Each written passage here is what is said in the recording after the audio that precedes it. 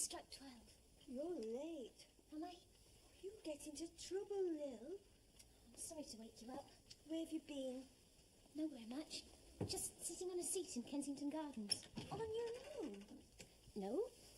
Where? Come on. A friend. What boy was it? I'll be ever so quick undressing and washing my face. How long have you been going out with him? Some people have all the luck. Having someone to meet when your evening's off. Oh.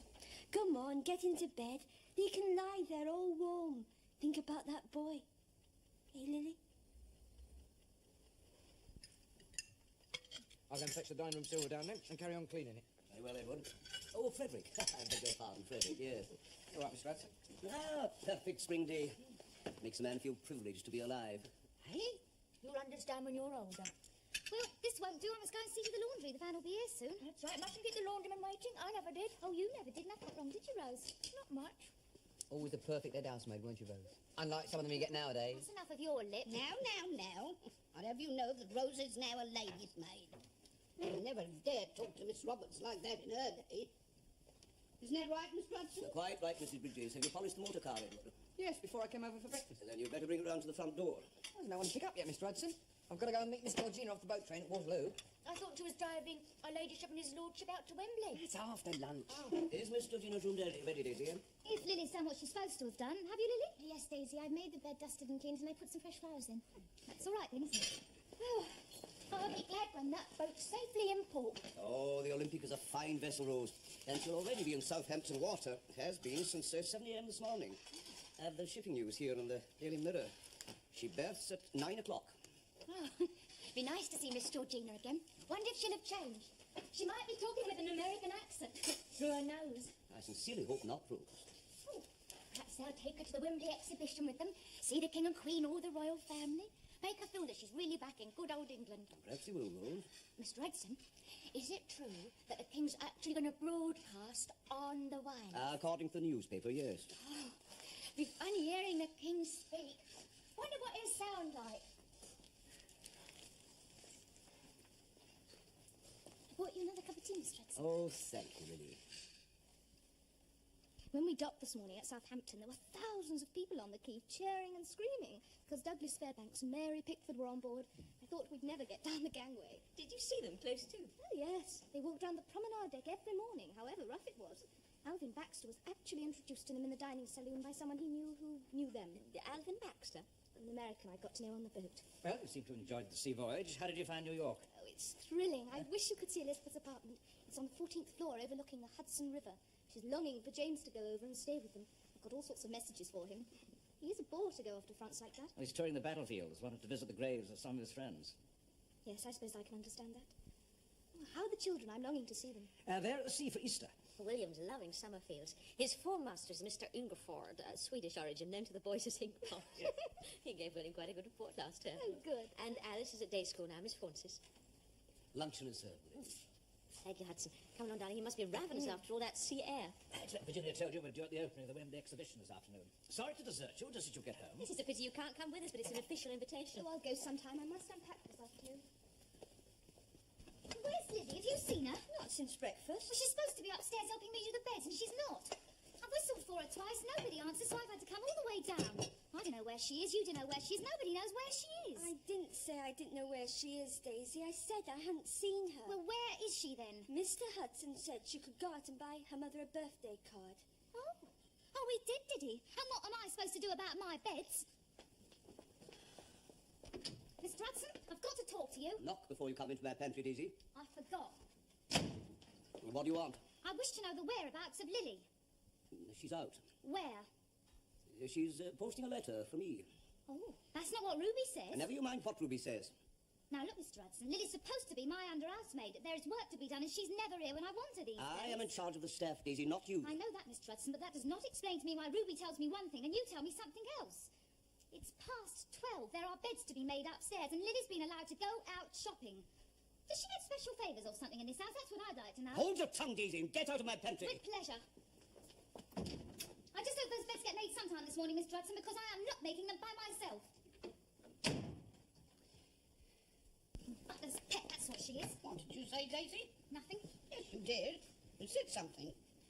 Well, I'm looking for Lily, if you want to know. What for? Well, she's supposed to be upstairs helping me with the bed, and she's not, because Mr. Hudson's let her go out shopping.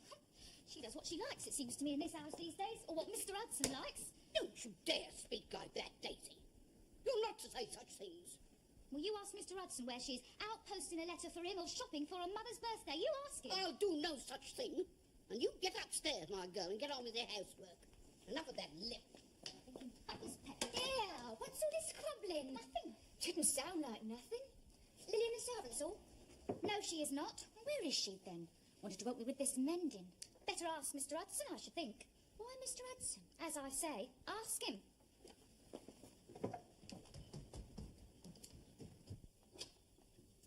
May I come in? Yes, of course, darling. You can tell me whether to wear my pearls or these beads. Rose ordains the beads. Oh, I didn't ordain the beads, my lady. Just a suggestion. I thought they'd go better. What do you think, Georgina? We're dining with the Fitzallen Hards, and there's going to be a bishop there. Oh, well, should you wear jewellery at all for a bishop? Oh, I'm not sure. He's a Roman Catholic bishop. Then wear the beads, like a rosary. Oh, good idea, Miss Georgina. Yes, I suppose beads aren't quite as voluptuous as pearls. That's right, my lady. More in keeping with dining with a clergyman. All right, they're the beads.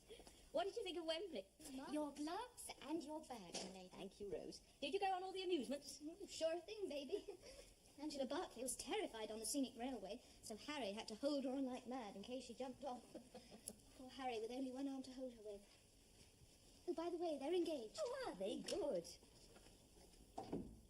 Virginia, Mm-hmm. I'm not sure whether I ought to mention something, but it just seemed a bit odd. What did? Well, we were in one of the African pavilions, the one where the natives from the Gold Coast were weaving mats. And I suddenly saw Hudson. Just caught a glimpse of him over the heads of the crowd, watching the display. Really? Well, it was his afternoon off. Yes, I know it was. But he had Lily with him. Lily? Well, I'm Lily. Yes. You're quite sure? Oh, absolutely certain. He didn't see me, of course.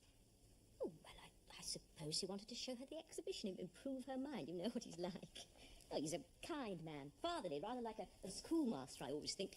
Oh, yes, I know he is. But he was holding her hand. Hudson? Yes. And Lily's such a quiet, respectable girl. And it's not as though she's the flirty sort or anything, is she? Not that I know of. Perhaps I shouldn't have said anything. No, I think it's just as well you did. I shall have to try and find out very tactfully if there's anything unsuitable going on downstairs. I think you and I ought to keep this to ourselves, don't you? Don't say anything to anyone for the time being, not even Richard. I don't want to start a fuss about nothing, if it is nothing. No, we don't. It's just not like Hudson. It's not, is it?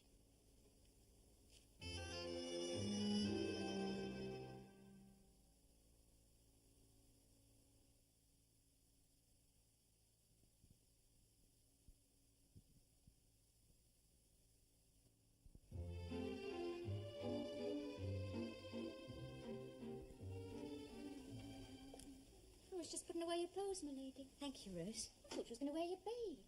Yes, I'm afraid I changed my mind in the end.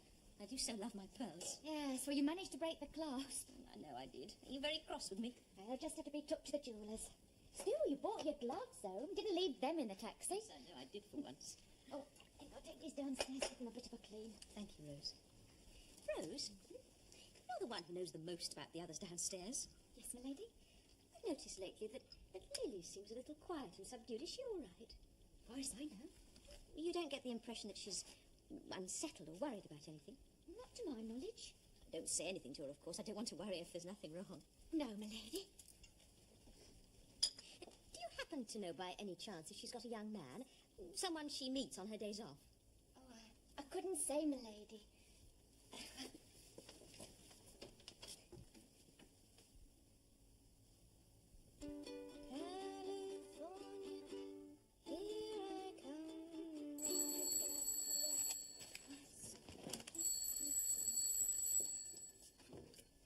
Hello?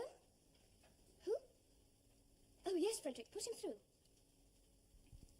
Hello, Alvin. That's you telephoning. Where are you staying? I see.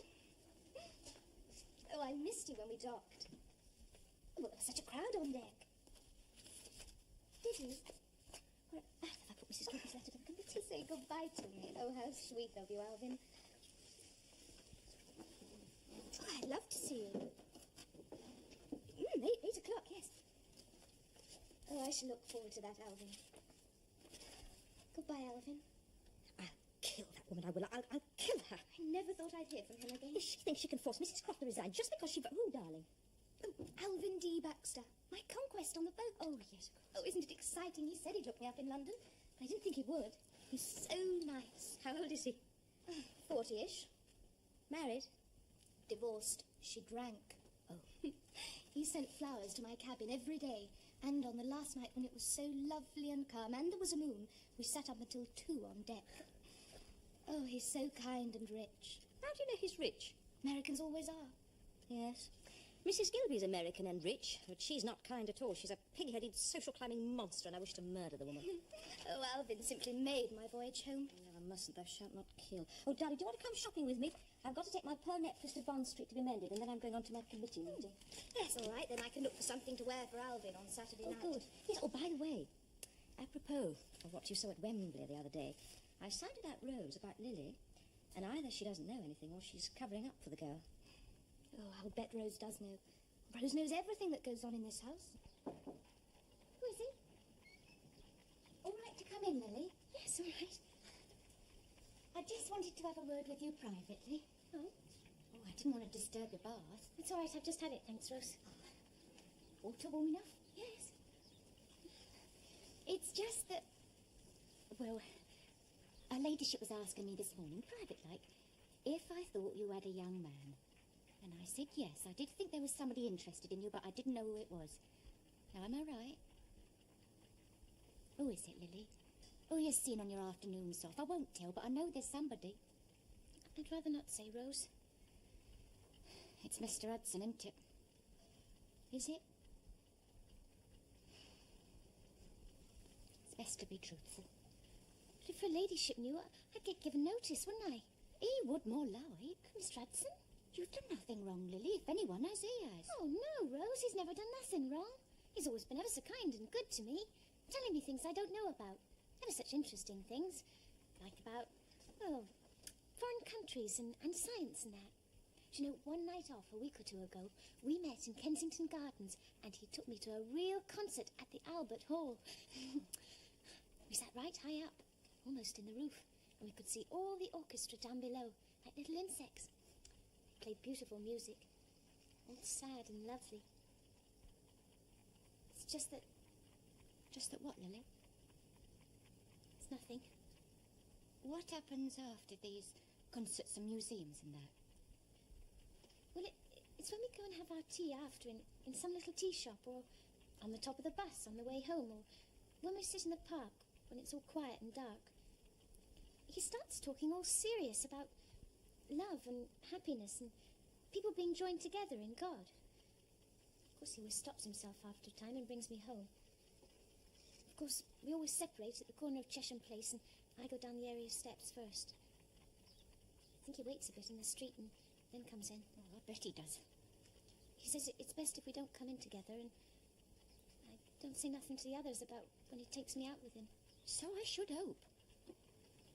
You won't say anything, will you, Rose? Oh, I've promised, haven't I?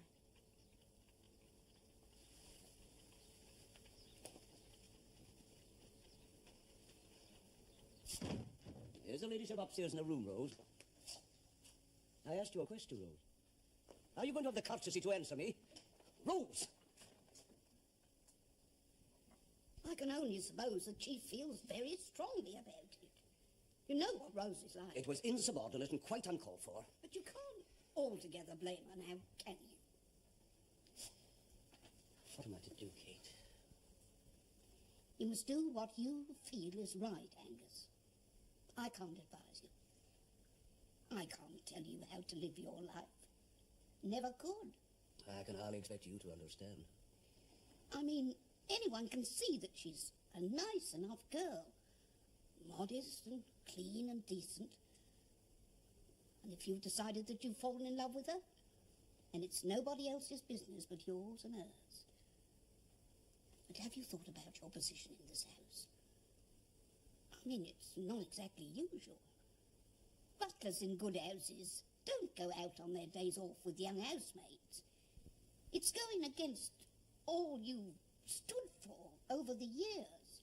All what's proper and respectable. There is nothing that is not respectable in my situation, Mrs. Bridges, and nothing unusual, other than Lily's extreme youth. But that's what I mean. If it were a woman more your own age... I think it is her youth that inspires me more than anything else. For me, Lily represents all that is fresh and innocent. She has a spiritual and physical purity that arouses my deepest feelings. She breathes new life into my soul. She makes me feel that my future is worthwhile. Through her, I can see a life filled with colour and hope.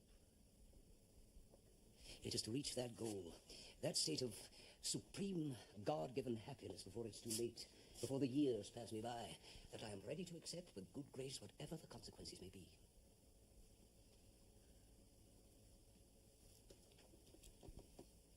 I'm going up now to see her ladyship while she's alone.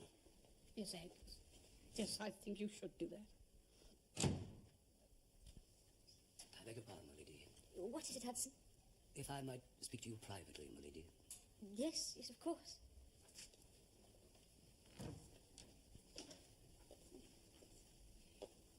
I feel it my duty, my lady, in all honesty, to inform you that I've become extremely attached in a personal way to Lily, the younger housemaid. Indeed, I have to confess that I have over recent weeks developed very deep feelings towards the girl, young though she may be. I have been attempting to instruct her in many things, open her eyes to the world outside, teach her to better herself and so forth, with a view to eventual marriage. Are you telling me that you wish to marry Lily? I've come to respect, love and cherish the young person, my lady. And I trust your ladyship will not doubt my sincerity when I declare that I am unable to contemplate life in the future without her at my side. Yes, but Hudson, Lily is only just 22. She has admitted to a certain fondness for me, my lady, and we have been sharing our time off for some little while, visiting museums together, picture galleries, places of historic interest, delighting in each other's company. Yes, but are you quite sure that Lily's feelings for you are not simply those of a young girl who is flattered by the attentions of an older man? Possibly seeing you more as a father or kindly uncle than as a man she might wish to marry. She has brought a new meaning to my life, my lady. A richness and a feeling of hope. But how does Lily herself respond to all this? Has she told you that she's in love with you? She has indicated her gratitude to me for my attentions. As I say, my lady, her fondness. She allows me to express my affection for her, without, of course, in any way... Yes, I see. You'll never guess who was dining in the house tonight with Mersey. Those de Mauriacs we met in Geneva. They're friends of the Talbots. Hudson and I were just having a private talk. Sit down for a moment, would you? Well? I think it's disgusting. How do you know it's true? It's true, all right. The way Rose shut up when I asked her. She knows because Lil's told her, see? Well, a man can't help falling in love. At his age. Well, she's a nice-looking girl, is Lily? So I've noticed. What have you noticed? I said, what have you noticed? Oh, you. Looking at her and her flouncing about in here. Go on, Lily doesn't flounce about. She's not like that. Oh, yes, she is. It wouldn't surprise me if she led him on in the first place. Encouraged him. Oh, leave off, Daisy. Lily wouldn't do a thing like that. Don't know so much. Oh, come on, let's go over the music. It's getting late. Suit yourself. Would you come in? When I choose to. You know what's the matter with you, don't you? No, what? You're jealous of Lily. Oh, yes, you are. You'd like to be the butler's pet yourself, but you're not. You're the chauffeur's little bit of faff. That's all you are, my girl. Not tonight, I'm not. Thank you very much, Edward Barnes. All right. Suit yourself.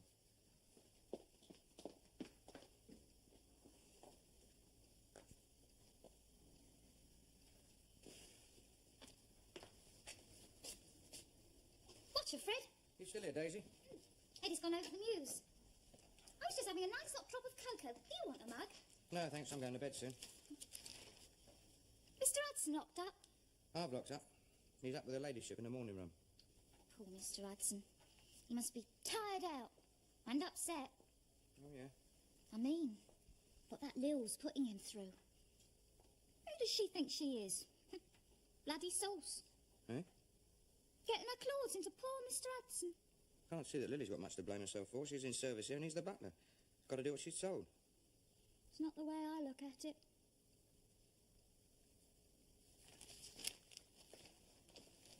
I see. So what do you propose to do about it? In the circumstances, it would, of course, be quite unsuitable for me to continue in service as butler here, my lord. So I must ask you to accept 1 month's notice, if that will be convenient. It's hardly convenient, Hudson. No, my lord. If there's nothing further, my lady. No, thank you, Hudson.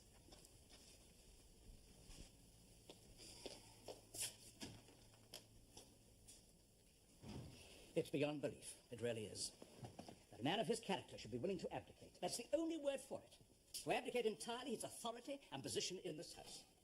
To throw up entirely all that is achieved and built up over the years. For the sake of an ignorant, half-educated chit of a girl. Less than half his age. It's not entirely unknown, Richard. Perhaps he's reaching out, as men sometimes do at his time of life, to grasp at something he's always dreamed of but never achieved. What? Well, I don't know. An ideal vision of love and marriage, before it's too late.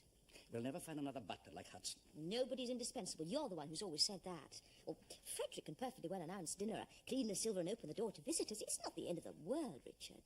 It would never be the same, Virginia. About half an hour ago. How did she sing? Very quiet. She didn't answer me when I spoke to her, so I didn't trouble. What's the matter, Rose?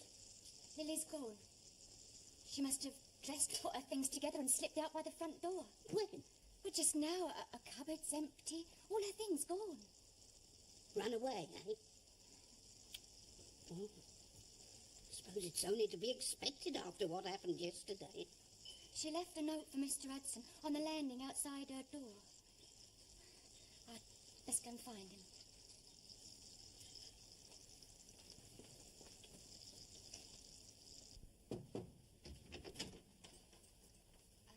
Beg pardon, Mr. Hudson. Yes? There's a note for you. I brought it down from upstairs. Thank you. Has her ladyship finished breakfast yet? Yes, she's in the morning room with his lordship. I expect you can guess who it's from. She seems to have left suddenly this morning, without saying a word to anyone, not even Ruby.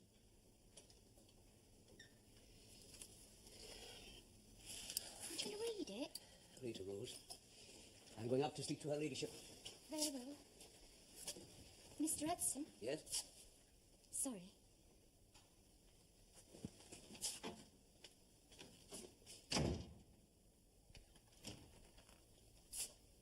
If I might have a word, my lady. Certainly, Hudson. Just to say that Lily has evidently left the house, my lady, early this morning without giving notice. Left? For good? It would seem so, my lord. It would also seem that my affections for the girl were unfortunately misplaced. I had misjudged her character, my lord. When we conversed yesterday, it became clear that hers was in reality an ungenerous, cruel, and somewhat malicious nature, two-faced and deceitful. I realize now I was wrong in my estimation of her. And what do you wish to do about it? In view of the new circumstances, my lord, I wonder if I might continue in your service. But of course you can, Hudson. I very much regret the incident, my lady. That's quite all right, Hudson. I think the sooner it's all forgotten, the better. I can't vouch for the others downstairs, of course, but as far as his lordship and I are concerned, the matter need never be mentioned again in this house. Very good, my lady. Thank you, my lord.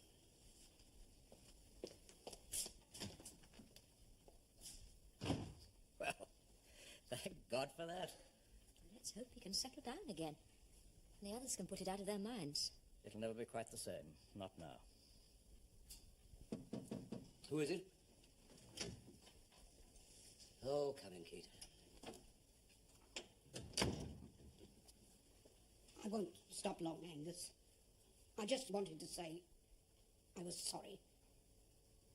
But I am glad. Yes. That's Lily's letter. Yes. Aren't you going to read it?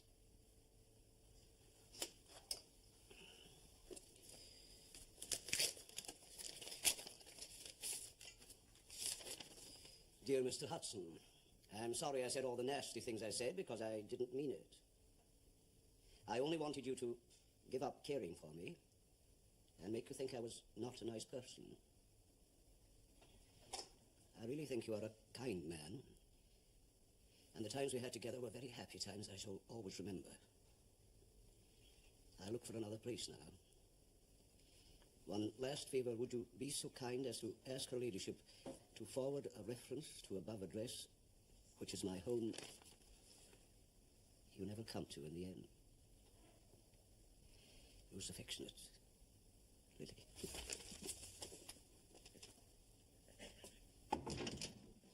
Beg pardon, Mr. Hudson. Her ladyship would like Mrs. Bridges to go up and see her about the mill. Yes, all right, Frederick. I'll be up in a moment.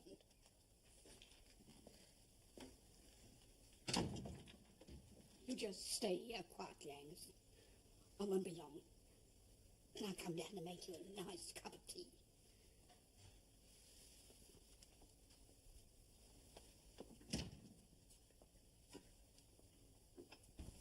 Ah, come in, Mrs. Bridges.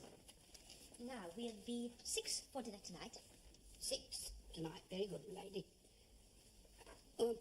Beg pardon, my lady. Before we start the ordering, would you be willing to give a reference for Lily? We've got her address downstairs. More than willing, Mrs. Bridges. In fact, I've already written her one. Oh, have you, my lady? Oh, thank you. I have said that Lily Hawkins was under housemaid here for 5 years. That I found her in every way clean, sober and honest, an excellent servant who carried out her duties with every satisfaction, cheerful about the house and got on exceptionally well with the other servants. I could not recommend her more highly. There.